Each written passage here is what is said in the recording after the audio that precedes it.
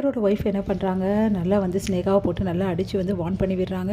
இதுக்கப்புறம் வந்து உன்னை நான் இந்த தொழிலே பார்க்கக்கூடாது, இதுக்கப்புறம் டாக்டராக நீ எங்காவது கண்டினியூ பண்ண உன்னை சும்மாவே விட மாட்டேன், எல்லாரும் இந்த மாதிரி பண்ண பார்க்குறியா அப்படின்னு சொல்லிட்டு திட்டுறாங்க. அவங்க அப்பா வந்து சப்போர்ட்டுக்கு வராரு. அவங்க அப்பாவையும் திட்டி விடுறாங்க. இதுக்கப்புறம் நீங்கள் டாக்டர் தொழிலே நடத்த முடியாத அளவுக்கு உங்கள் ஹாஸ்பிட்டலே நாங்கள் ஒரு வெடி பண்ணிவிடுவோம், ஞாபகம் வச்சுக்கோங்க, அங்கே கண்டினியூவே பண்ணக்கூடாது டாக்டரா அப்படின்னு சொல்கிறாங்க. இதுக்கப்புறம் வந்து ஏதாவது ஒன்று டாக்டராக எங்காவது பார்த்தோம் அவ்வளோதான் அப்படின்னு சொல்லிட்டு அவங்க வார்ன் பண்ணுறாங்க. ஸ்னேகா அதிர்ச்சி அடைகிறாங்க.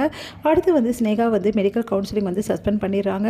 இந்த மாதிரி வந்து டாக்டராக வந்து இருக்கக்கூடாது, ஸ்னேகா கண்டினியூ பண்ணக்கூடாது அப்படின்னு சொல்லிட்டு அதிர்ச்சி அடைகிறாங்க. ஸ்னேகா என்ன பண்ணுறாங்க, ரொம்ப டென்ஷனாக இருக்காங்க. அதை பார்த்துட்டு நீ ரொம்ப பெரிய தப்பு பண்ணியிருக்க ஸ்னேகா, இதனால தான் இவ்வளோ ப்ராப்ளம் ஆயிடுச்சு, உனக்கு தெரியுமா, இவ்வளோ நாள் நான் எதுக்காக சிவாவை வந்து ஃப்ரீ ட்ரீட்மெண்ட்காக ஒத்துக்கிறேன்னு சொல்லிட்டு, ஏன்னா ஃப்ரீ ட்ரீட்மெண்ட் ஒன்று தான் பண்ண போகிறான் சிவா, ஆனால் வந்து அதனால் வந்து எவ்வளோ வந்து நம்மளுக்கு பெனிஃபிட் கிடைக்கும் தெரியுமா, எவ்வளோ பேர் தேடி வராங்க தெரியுமா, ஒரு ட்ரீட்மெண்ட்காக நம்ம 100 ட்ரீட்மெண்ட்டை இறக்கக்கூடாது, அது உனக்கு புரியலையா அப்படி சொன்னோன்னே, இப்போ தான்ப்பா எனக்கு எல்லாமே புரியுது, நிர்வாகத்தை எடுத்துப்பார், அவன் சின்ன ஒரு ட்ரீட்மெண்ட் பண்ணுறதால ஃப்ரீ ட்ரீட்மெண்ட்டு நம்மளுக்கு அவ்வளோ வருமானம் கொட்டி வருது, அதுக்காக தான் அவனை விட்டு வச்சுருக்கேன், மற்றபடிலாம் எனக்கு என்ன தலையெழுத்தா அவன் ஃப்ரீ ட்ரீட்மெண்ட் பண்ண நான் ஒத்துக்கிறதுக்கு அப்படி சொன்னோன்னே, அப்பா இந்த விஷயம்லாம் எனக்கு தெரியாதுப்பா, என்கிட்ட கேட்டுருக்கணும் ஸ்னேகா, நீ அதை விட்டுட்டு நீயே இந்த மாதிரி முடிவு எடுத்தது ரொம்ப பெரிய தப்புமா, இப்போ சிவா இல்லாமல் நம்மளுக்கு வேலைக்கே ஆகாது, நீ இல்லைனாலும் நான் அட்ஜஸ்ட் பண்ணிப்பேன், ஆனால் சிவா கண்டிப்பாக நம்ம ஹாஸ்பிட்டலுக்கு வந்தே ஆகணும், புரியுதா அப்படி சொன்னோன்னே, சரிப்பா அப்படின்றாங்க.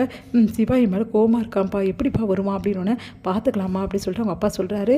இங்கே வந்து என்ன பண்ணுறாங்க, சிவாவை வந்து எல்லாருமே வந்து ரொம்ப சந்தோஷமாக வந்து பேசுகிறாங்க. இதுக்கெல்லாம் காரணம் வந்து சிந்து தான்ப்பா மறுபடியும் வேலையை வந்து திரும்பி வாங்கி கொடுத்துருக்கா, அது மட்டும் கிடையாது, அமைச்சர்கிட்ட வந்து பேசி இந்த மாதிரி வந்து உனக்கு எல்லா விஷயத்தையும் செஞ்சுருக்கா அப்படின்னோடனே, அமைச்சரோட குடும்பமே அங்கே வராங்க, அவங்களோட ஒய்ஃபு, அதுக்கப்புறம் அவங்க பையன் வராங்க.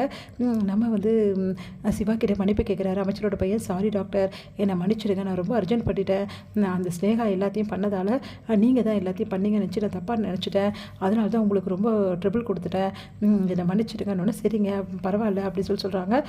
இருந்தாலும் நீங்கள் இவ்வளோ பெரிய விஷயத்த பண்ணியிருக்கக்கூடாது அப்படின்னு சொல்லிட்டு இருக்காங்க. எல்லாருமே மன்னிச்சிடுங்க மேடம், இதுக்கப்புறம் எந்த பிரச்சனை சார் உங்களுக்கு அந்த ஹாஸ்பிட்டல் இல்லாமல் வேறு ஹாஸ்பிட்டலில் எந்த ஹாஸ்பிட்டல்னாலும் நாங்கள் வாங்கி கொடுக்குறோம் வேலைன்னு நான் பார்த்துக்கிறேன் அப்படின்னு சொல்லிட்டு சிவா வந்து சொல்கிறாரு.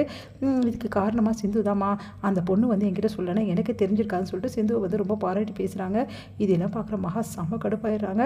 அடுத்து வந்து எல்லாரும் போனோன்னு வந்து இந்த மாதிரி சிந்துவை எல்லாருமே பாராட்டதை பார்த்துட்டு சிவா வந்து சிந்துக்கு தேங்க்ஸ் சொல்கிறாரு. சிந்து வந்து பரவாயில்ல டாக்டரே, இதில் என்ன இருக்குது அப்படின்றாங்க. இல்லை சிந்து, நீ இவ்வளோ தூரம் பண்ணுவேன் நான் நினச்சி கூட பார்க்கல, தேங்க்ஸ் சிந்து அப்படின்றாரு. பரவாயில்ல டாக்டர், இதில் என்ன இருக்குது அப்படின்னா, இனிமேட்டு நம்ம ரெப்ப ஃப்ரெண்ட்ஸு, பழையபடி நம்ம ரெப்ப ஃப்ரெண்ட்ஸ், ஓகேவா அப்படி சொல்லிட்டு கையை கொடுக்குறாரு. உடனே சிந்துவும் சந்தோஷம் தாங்க முடியாது. டாக்டரே நிஜமாவா சொல்கிறேன், நிஜமாக தான் சொல்கிறேன், இன்னையிலேருந்து நீயும் நானும் ஃப்ரெண்ட்ஸு, நீ செஞ்ச தப்பு எல்லாத்தையுமே வந்து நான் வந்து வேணான்னு நினைக்கிறேன், அதை பற்றி பேச வேணான்னு நினைக்கிறேன், இதுக்கப்புறம் அதை பற்றி பேச வேணாம், ஓகேவா, சரி டாக்டர் அப்படி சொல்லிட்டு கையை பிடிக்கிறாங்க. 2 பேரும் கையை கொடுத்து பேசிகிட்டு இருக்கிறத மகா பார்த்துடுறாங்க. மகா எல்லாரும் தாங்கிக்கவே முடியல, என்ன நடக்குதுங்க, இவன் என்ன இப்படி பண்ணிட்டான், இவன் பண்ண இந்த வேலையால் இவளை நல்லவன் நினச்சிக்கினானே, அப்போ ஒரு வேளை வந்து சிந்து கூட சேர்ந்து வாழ ஆரம்பிச்சிடுவானோ, இது நடக்கக்கூடாதே, இப்போ என்ன பண்ணுறது, ஸ்னேகா வேறு இந்த டைமில் இப்படி பண்ணிட்டாலே, இப்போ என்ன தான் பண்ணி தொலைகிறதுன்னு உண்மை புரியலையே அப்படி சொல்லிட்டு யோசிக்கிறாங்க. உடனே சிவா கிட்ட பேச வராங்க. சிவா, என்னப்பா மனசு மாறிட்டியா, அந்த சிந்து கூட வாழணும்னு தோணுது அவனுக்கு அப்படின்னோடனே, நான் அப்படி சொன்னேன் அவங்கக்கிட்ட, அப்புறம் அவ கூட வந்து ஃப்ரெண்ட் ஆகிட்ட கையெல்லாம் கொடுக்குற அப்படின்னோடனே, ஆமாம் அவள் நல்லவ, எனக்காக யோசிக்கிறா, அந்த ஸ்னேகாவோட சிந்து எவ்வளவோ பரவாயில்ல அப்படி சொல்லிட்டு போகிறாரு. அதை கேட்டு மகா அதிர்ச்சி அடைகிறாங்க. இது நடக்கக்கூடாதுன்னு நினச்சினே நடக்குது அப்படி சொல்லிட்டு டென்ஷன் ஆகிறாங்கம்மா.